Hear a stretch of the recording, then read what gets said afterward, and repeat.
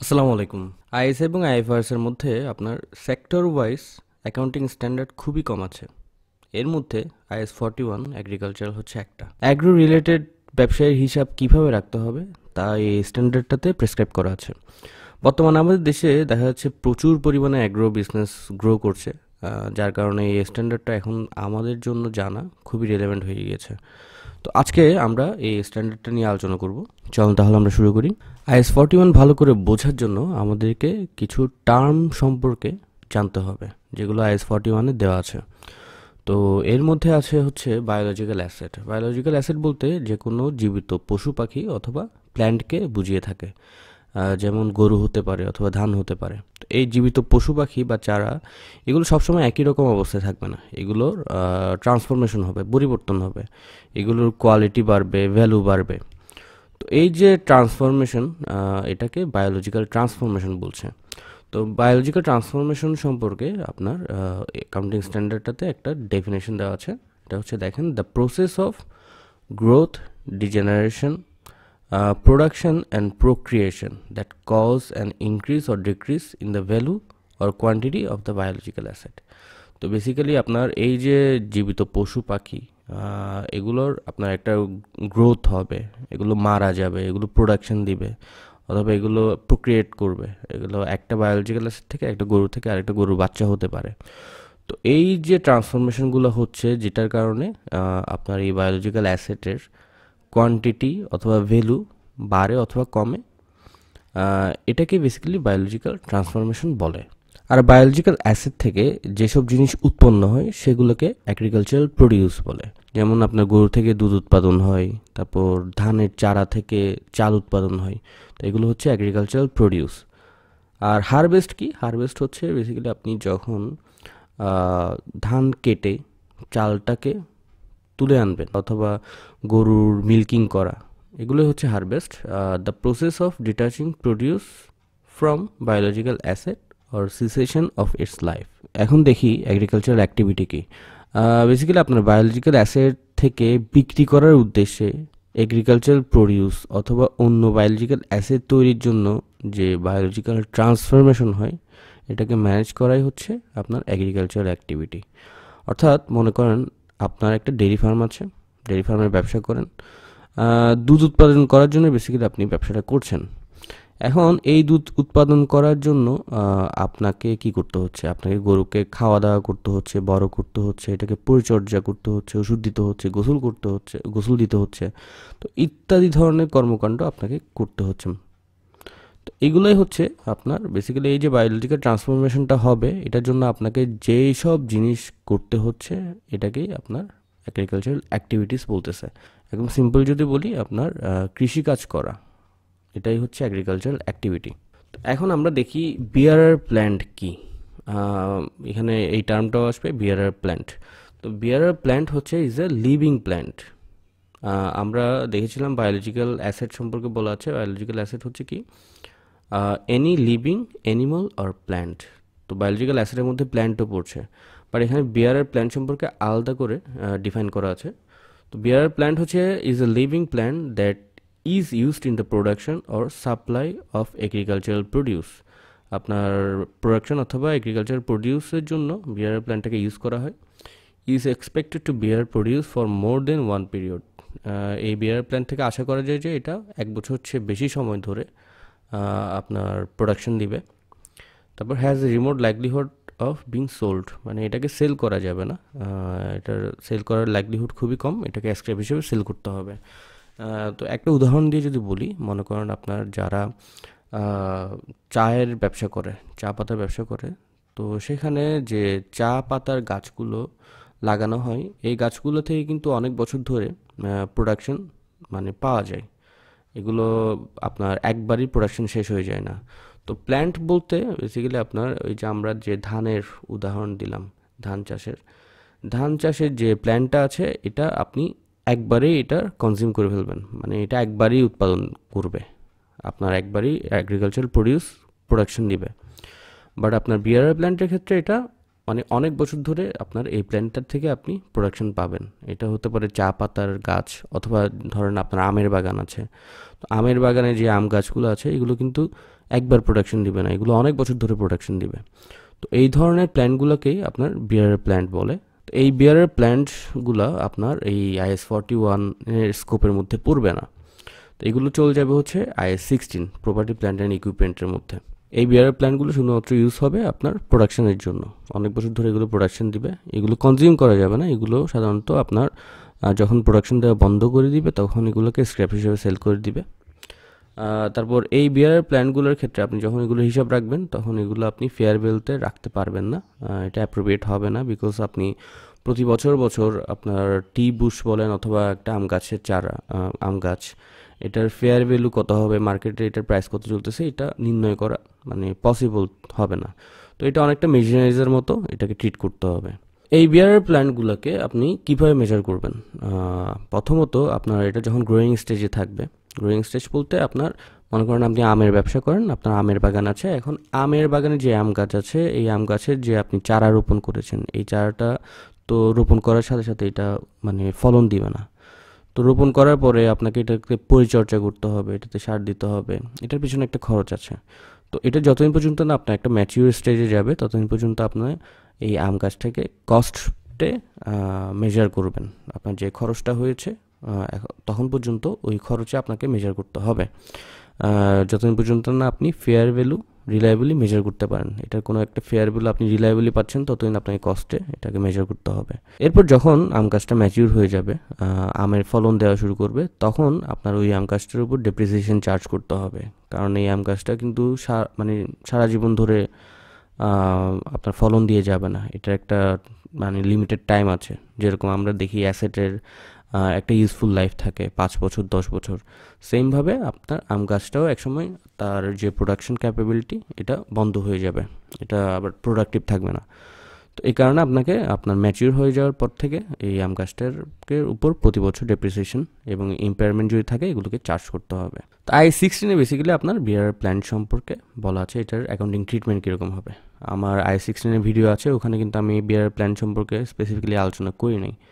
তো আজকে এই জন্য আলোচনাটা সেরে নিলাম। তাহলে আমরা মোটামুটি টার্মগুলো সম্পর্কে পরিচিত হলাম। আবার একটু রিপিট করি। প্রথমে আমরা দেখেছিলাম বায়োলজিক্যাল এসেট, এরপর বায়োলজিক্যাল ট্রান্সফরমেশন, এরপর এগ্রিকালচারাল প্রডিউস, এরপর হারভেস্ট, এরপর এগ্রিকালচারাল অ্যাক্টিভিটির টার্ম সম্পর্কে জেনেছি, এরপর বিয়ার প্ল্যান সম্পর্কে জেনেছি। এখন আসি আমরা IS-41 এর অবজেক্টিভ কী। IS-41 এর অবজেক্টিভ হচ্ছে আপনার এগ্রিকালচারাল অ্যাক্টিভিটির অ্যাকাউন্টিং ট্রিটমেন্ট কীরকম হবে আর এটা ডিসক্লোজার কী দিতে হবে এটা প্রেসক্রাইব করা। তো এর স্কোপের মধ্যে কী পড়বে? স্কোপের মধ্যে পড়বে হচ্ছে আপনার বায়োলজিক্যাল অ্যাসেট পড়বে, এক্সেপ্ট ফর বিয়ারার প্ল্যান্টস, অর্থাৎ লিভিং অ্যানিমাল ওর প্ল্যান্ট পড়বে, শুধু বিয়ারার প্ল্যান্ট ছাড়া। এগ্রিকালচারাল প্রডিউস, বায়োলজিক্যাল অ্যাসেট থেকে যে প্রোডাকশনটা হবে ওইটা পড়বে at the point of harvest, যখন এটাকে হারভেস্ট করা হচ্ছে। আর গভর্নমেন্ট গ্রান্টস পড়বে এই স্কোপের মধ্যে। কোন বিষয়গুলো আপনার IS-41 আসবেন এটা একটু দেখেন। Land related to agricultural activity, agricultural activity related যদি কোনো ল্যান্ড থাকে এগুলো চলে যাবে IS-16 অথবা IS-40 property plant and equipment অথবা ইনভেস্টমেন্ট প্রপার্টিতে। এরপর bearer plants related to agricultural activity, আপনার কোনো যদি বিয়ারার প্ল্যান্ট থাকে, এটা একটু আগেই বললাম, এটা IS-16 চলে যাবে। হাউএভার যদিও বা আপনার বিয়ারার প্ল্যান্ট থেকে যেসব প্রোডাকশন হবে ওগুলো কিন্তু আবার এই IS-41 এর স্কোপের মধ্যে থাকবে। তারপর আপনার বিয়ারার প্ল্যান্টের রিলেটেড যদি কোনো গভর্নমেন্ট গ্রান্ট পেয়ে থাকেন সেটা চলে যাবে IS-20 আপনার গভর্নমেন্ট গ্রান্টসে। আর আপনার এগ্রিকালচার অ্যাক্টিভিটির সাথে রিলেটেড যদি কোনো ইনটেনজিবল অ্যাসেট থাকে, আপনি কোনো সফটওয়্যার ইউজ করছেন বা এমন কোনো ইনটেনজিবল অ্যাসেট ইউজ করছেন, তাহলে ওটা চলে যাবে IS-38 ইনটেনজিবল অ্যাসেটে। তো এই যে আইএসগুলো মেনশন করলাম এগুলো সম্পর্কে আমার ভিডিও আছে, আপনারা প্লে লিস্টে গিয়ে দেখে নিতে পারেন। এখানে 3টা পয়েন্ট দেওয়া আছে, এগুলো আমি আপনাকে ব্রিফলি বলি, আপনারা একটু পড়ে নেবেন। এখানে বেসিক্যালি বলা আছে যে আপনার এই স্ট্যান্ডার্ডটা এগ্রিকালচারাল প্রডিউসকে ডিল করে যখন এটাকে হারভেস্ট করা হয় তখন পর্যন্ত। এরপরে এটা আপনার IS-2 চলে যাবে। অর্থাৎ একদম সিম্পল যদি বলি, মনে করেন আপনি আপনার যে আম বাগান আছে, আম বাগানের থেকে যখন আপনি আম পাড়লেন, আম পাড়া পর্যন্ত এটা কি হবে IS-41 স্কোপের মধ্যে থাকবে। বাট যখন আপনি আমটাকে আপনার ব্যবসায়ীর যে স্টোর আছে, গুদাম আছে, গুদামে নিয়ে গেলেন বিক্রি করার জন্য, অথবা যদি এরকম হয় যে আপনি আমটাকে ম্যানুফ্যাকচারিং প্রসেসের মাধ্যমে জুস বানাবেন, তো ওই ম্যানুফ্যাকচারিং প্রসেসের মধ্যে এটাকে ঢেলে দিলেন, তখন এটা আর IS41-এর মধ্যে থাকবে না, এটা IS2-তে চলে যাবে। তো বেসিক্যালি এটাই বলা হচ্ছে। এবং যদিও আপনার এই যে ম্যানুফ্যাকচার, যদি মনে করেন আম থেকে আমের জুস বানানো হলো, এটাও কিন্তু অনেকটা কিসের মতো, ওই বায়োলজিক্যাল ট্রান্সফরমেশনের মধ্যে একটা ন্যাচারাল এক্সটেনশন। তবুও এই স্ট্যান্ডার্ডটাতে বলা হয়েছে আপনার এটাকে আপনি বায়োলজিক্যাল ট্রান্সফরমেশন হিসেবে ডিফাইন করতে পারবেন না, এটাকে আপনার আলাদাভাবে IS2-র স্কোপের মধ্যে ফেলতে হবে, এটা IS41-এর মধ্যে পড়বে না। এখানে কিছু এক্সাম্পল দেওয়া আছে, বায়োলজিক্যাল অ্যাসেট কি, এগ্রিকালচার প্রডিউস কি, আর product that are result from processing after harvest কি। তো এগুলো একটু দেখে নেবেন, এগুলো দেখলে মোটামুটি একটা আইডিয়া পেয়ে যাবেন। আমি কয়েকটা বলি, যেমন বায়োলজিক্যাল অ্যাসেটের মধ্যে ডেইরি ক্যাটেল, ডেইরি ফার্মে আপনার যে গরুটা আছে এটা বায়োলজিক্যাল অ্যাসেটের মধ্যে পড়বে। এটার থেকে আপনি মিল্ক পাচ্ছেন, যেটা হচ্ছে আপনার এগ্রিকালচার প্রডিউস। আর এই মিল্কটাকে আপনি কি করছেন, প্রসেসিংয়ের মাধ্যমে যদি চিজ বানান, এটা হয়ে যাবে product that are the result of processing after harvest. তো আপনার বায়োলজিক্যাল অ্যাসেট এবং এগ্রিকালচারাল প্রডিউস এগুলো IS41-এ পড়বে, বাট আপনার যে প্রসেসিংয়ের মাধ্যমে যে জিনিসটা উৎপাদন হলো এটা পড়বে হচ্ছে IS2-তে। আচ্ছা, এখানে বায়োলজিক্যাল অ্যাসেটের মধ্যে আবার বিয়ারার প্ল্যান্ট আছে, দেখবেন, যেমন ফ্রুট ট্রিস। এটা হচ্ছে বিয়ারার প্ল্যান্ট, এটা ম্যাঙ্গো, আমের গাছ হতে পারে, আমের গাছের যে আম এটাও এগ্রিকালচারাল প্রডিউস, আর আম থেকে যদি জুস বানান এটা হচ্ছে প্রসেসিং ফুড। তো বায়োলজিক্যাল অ্যাসেট, বিয়ারার প্ল্যান্ট তো আমরা জানি এটা IS16 চলে যাবে। আর যে বায়োলজিক্যাল অ্যাসেটগুলো আছে, যেমন সুগার কেন হচ্ছে প্ল্যান্ট, এটা একবারই ইউজ হবে। অথবা আমরা যে এক্সাম্পল দিয়েছিলাম আগে ধান চাষের, ধান এটাও একটা বায়োলজিক্যাল অ্যাসেট, এটা আবার বিয়ারার প্ল্যান্ট হবে না, কারণ এটা একবারই উৎপাদন দিবে। তো এগুলো হচ্ছে বায়োলজিক্যাল অ্যাসেট, এগুলো হচ্ছে এগ্রিকালচার প্রডিউস, আর এটা হচ্ছে প্রসেসিং ফুড। আপনারা এটা একটু দেখে নেবেন। আমরা এখন দেখব ইম্পর্টেন্ট বিষয়, এটা হচ্ছে আপনার কখন রিকগনিশন হবে, বায়োলজিক্যাল অ্যাসেটকে কখন রিকগনাইজ করবেন এবং এটার মেজারমেন্ট কী হবে। রিকগনাইজ করবেন তখনই যখন entity controls the asset as a result of past event. আপনার এন্টিটি যদি ওই অ্যাসেটটাকে কন্ট্রোল করে, পাস্ট কোনো ইভেন্টের কারণে ওই অ্যাসেটটাকে যদি কন্ট্রোল করে, তখন এরপরে probable that future economic benefit will flow to the entity, মানে এই অ্যাসেটটা থেকে ফিউচারে একটা বেনিফিট আসবে, এটা যদি প্রবাবল হয়ে থাকে। আর এটার fair value or cost of the asset can be measure রিলায়েবলি, এটার ফেয়ার ভ্যালু অথবা কস্ট রিলায়েবলি মেজার করা যায়। এই তিনটা কন্ডিশন যদি মিট হয় তাহলে আপনি বায়োলজিক্যাল অ্যাসেটকে রিকগনাইজ করবেন। তো এটার মেজারমেন্ট কী হবে? প্রাথমিকভাবে আপনাকে এটাকে মেজার করতে হবে at fair value less estimated point of sales cost, অর্থাৎ আপনার যদি কোনো ফেয়ার ভ্যালু থাকে, ওই ফেয়ার ভ্যালু থেকে আপনার সেল করার জন্য যে কস্টটা হয়েছে ওটা বাদ দেওয়ার পর যেটা থাকবে ওই মানে ভ্যালুতেই রিকগনাইজ করতে হবে। তাহলে এটা কখন করবেন? যখন ফেয়ার ভ্যালু অ্যাভেলেবেল থাকবে, এস্টিমেট করা যাবে, রিলেবল এস্টিমেট করা যাবে। আর যখন অ্যাভেলেবেল থাকবে না, if no reliable measurement of fair value biological asset are stated at cost, তাহলে আপনাকে কস্টে এটাকে কী করতে হবে, মেজার করতে হবে ইনিশিয়ালি। আর পরবর্তীতেও এটাকে আপনার যদি ফেয়ার ভ্যালু থাকে, তাহলে ফেয়ার ভ্যালু থেকে আপনার সেল করার জন্য যে কস্টটা হয়েছে ওটা বাদ দিয়ে এটাকে মেজার করবেন। আর যদি ফেয়ার ভ্যালু না থাকে, তাহলে বায়োলজিক্যাল অ্যাসেটের যে কস্ট আছে ওটা থেকে অ্যাকুমুলেট ডেপ্রিসিয়েশন এবং অ্যাকুমুলেট ইমপ্রুভমেন্ট লস বাদ দেওয়ার পরে এটাকে আপনি আপনার মেজার করতে হবে। আপনি যদি ফেয়ার ভ্যালুতে মেজার করেন তাহলে আপনার লাভ অথবা লস হতে পারে।